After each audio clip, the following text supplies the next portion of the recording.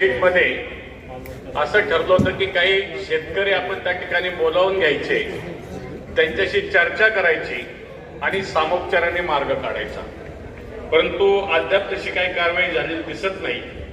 आणि दुसरी गोष्ट अशी, माझ्या माहितीप्रमाणे जसा सचिन दोडकेंनी विषय मांडला की त्या रस्त्यावर चुकीचं डिमार्केशन देऊन काही बिल्डिंग सँक्शन दिल्यात का आणि त्याच्या बाबतीमध्ये पुढे काय आपण कारवाई करणार आहोत, हा एक मुद्दा.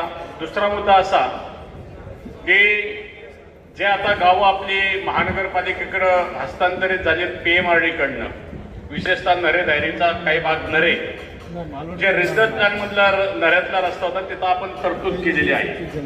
परंतु ही तरतूद करत असताना आरपीचं स्टेटस किंवा त्यांची जी काही जॉईंट मॅनेजमेंट असेल किंवा ज्या पद्धतीनं तिथलं अतिक्रमण असेल ते डिमार्केशन करून आपण त्या ठिकाणी काढून त्या ठिकाणी आपण तो रस्ता रुंदीकरणाला घेणार आहोत का? कारण श्रीकंठ चौक एक असा चौक आहे की त्या ठिकाणी त्या बर्मुडा ट्रायंगल सारखं आमच्या तिथं ट्रॅफिक जाम होतं आणि अतिशय अडचणीचा विषय आहे. तर त्या बाबतीमध्ये जरा थोडं मार्गदर्शन व्हावं आणि त्याच्यावर योग्य ती कारवाई व्हावी. मगाशी इरिगेशनच्या बाबतीतही सांगितलं, जे काही करवट करतात तरतूद आपण केली तर त्याच्याशी आपल्याला संपर्क